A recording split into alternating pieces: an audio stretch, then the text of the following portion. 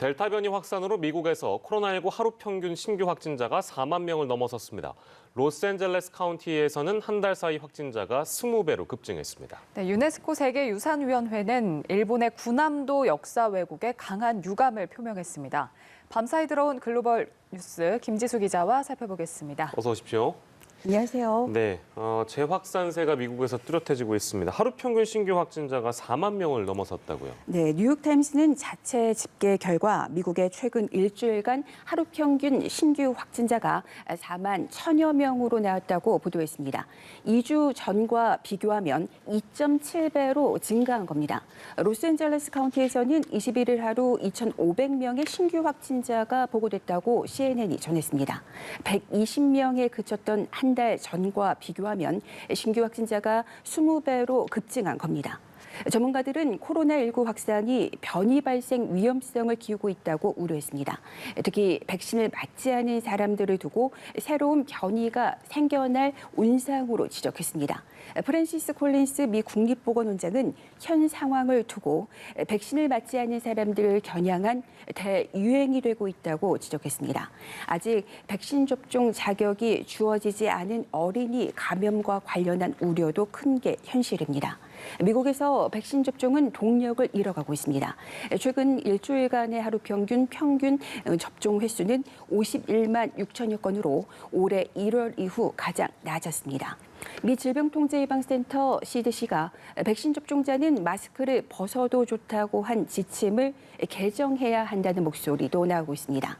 상황이 이런데도 백악관은 현행 마스크 착용 완화 지침에 변경이 없을 것이라고 밝혔습니다. 다만 백악관은 보건당국과 정기적인 회의를 하면서 다양한 주제를 논의하고 있다고 전했습니다. 네, 이런 상황에서 미국에서는 최근 이 서부 지역에 대형 산불이 계속해서 발생하고 있습니다. 근데 이게 서부에서 발생한 산불인데 이 연기가 동부 뉴욕까지 가고 있다고 하는데 산불 연기가 코로나19 확산에 영향을 준다 이런 연구 결과가 나왔다고요? 네, 로스앤젤레스 타임스는 산불 연기가 코로나19 감염자를 늘린다면서 산불 연기는 생각하는 것보다 더 위험하다고 보도했습니다. 네바다주 사막연구소의 연구 결과 산불 연기는 코로나 바이러스 감염력을 크게 높이는 것으로 나타났습니다. 연구진은 대형 산불 3개가 번졌던 지난해 8월부터 10월까지 병원에 입원한 코로나19 환자 3만 6천 명을 조사한 결과 산불 연기의 미세물질 증가가 코로나19 환자를 18% 늘린 것과 관련됐다고 밝혔습니다. 연구진은 산불 연기가 인체 면역 반응에 변화를 초래했거나 호흡기 세포의 과민 반응을 일으켰을 수 있다고 진단했습니다. 또 코로나 바이러스가 산불 연기 미세물질에 달라붙어 인체에 더욱 쉽게 들어갔을 수 있다는 그런 추정을 제시했습니다. 또 산불이 건물과 차량, 플라스틱을 함께 태우면서 뿜어내는 화학 물질이 바이러스로 손상된 호흡기에 더욱 악영향을 미칠 수 있다고 경고했습니다. 네, 이번에는 미국의 이민 정책 얘기 좀 해보려고 하는데요. 바이든 대통령은 이민자 문제와 관련해서 비교적 관대한데 불법 체류하고 있는 청소년 보호에 목소리를 높였다면서요? 네, 바이든 대통령은 불법 체류 청소년 추방 유예 제도인 다카를 유지하겠다는 강력한 의지를 표명했습니다. 바이든 대통령은 최근 텍사스의 한 연방 판사가 다카 제도와 관련한 대통령 행정 권한을 과도하게 동원했다며 불법이라고 판결한 것을 그냥 내버려 두지 않겠다며 이런 입장을 밝혔습니다.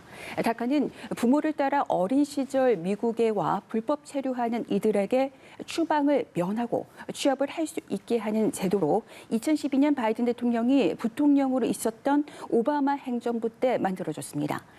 등록된 수혜자 대부분이 중남미 출신이고 아시아에서는 한국 출신이 가장 많습니다. 바이든 대통령은 이 아이들이 어릴 때 국경을 넘으면서 부모로부터 미국에 간다는 말을 들었다고 말했습니다. 그러면서 아이들은 정말 아무런 선택의 여지가 없었다고 강조했습니다. 또 이들의 권리를 인정할 법안이 필요하다면서 이민 문제의 강성인 공화당의 협력을 촉구했습니다. 바이든 대통령은 지난 2월에 다카 제도 수혜자들에게 3년 뒤에 시민권을 신청할 수 있도록 하는 내용이 포함된 이민제도 개혁안을 내놓은 바 있습니다. 카멀라 해리스 부통령도 다카제도 수혜자, 또 불법 체류 청소년, 또 이민권 운동단체와의 간담회를 공식 일정에 포함하는 등 힘 보태기에 나섰습니다.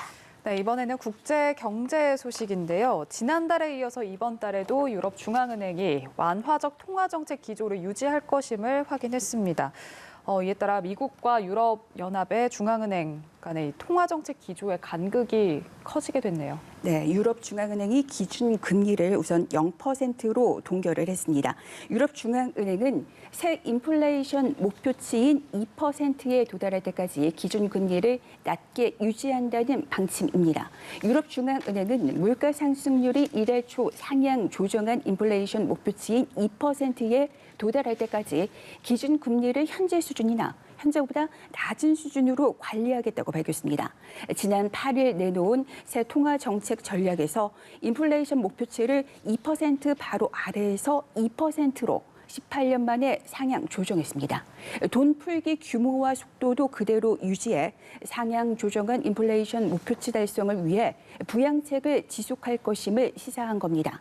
크리스틴 라가르드 유럽 중앙은행 총재는 인플레이션 목표치를 달성하기 위해 지속적으로 경기를 부양하는 통화 정책을 유지하겠다는 의지를 강조하기 위한 조처라고 설명했습니다. 이로써 미국 중앙은행인 연방준비제도와는 다른 길을 예고했습니다.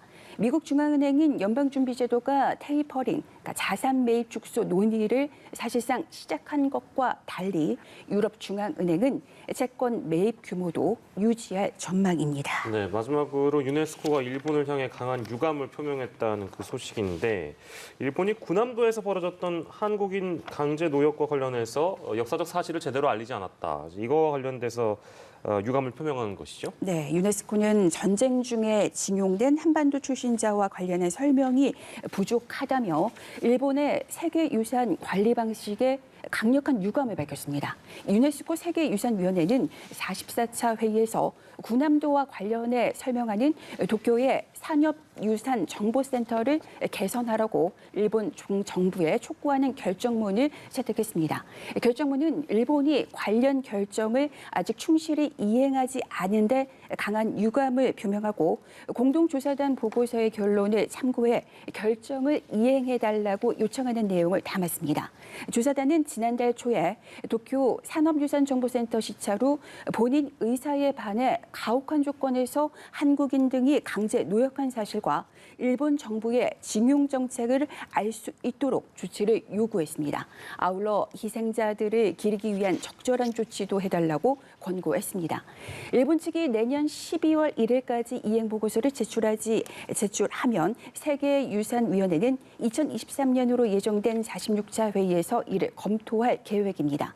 나가사키 현에 있는 군함도에는 일제 강점기에 해저 탄광이 있었습니다. 한반도에서 동원된 노무자들이 이곳에서 심각한 인권 침해를 당하며 강제 노역을 했다는 게 당사자들의 증언과 전문가들의 연구로 거듭 확인된 바 있습니다. 일본 정부는 2015년에 군함도를 비롯한 일제 강점기 조선인 강제 노역 현장이 다수 포함된 근대 산업 시설을 세계 유산으로 등재하는 과정에서 한국 등의 반대를 극복하기 위해 징용을 포함한 전체적인 역사를 알리겠다고 국제사회에 약속했습니다. 하지만 군함도 역사를 알리기 위해 도쿄에 설치한 산업유산정보센터의 전시물은 마치 조선인 차별이나 인권 침해 문제가 없었던 것처럼 그렇게 강조하고 있습니다. 네, 이 소식까지 만나봤습니다. 글로벌 브리핑 김지수 기자와 함께했습니다. 고맙습니다.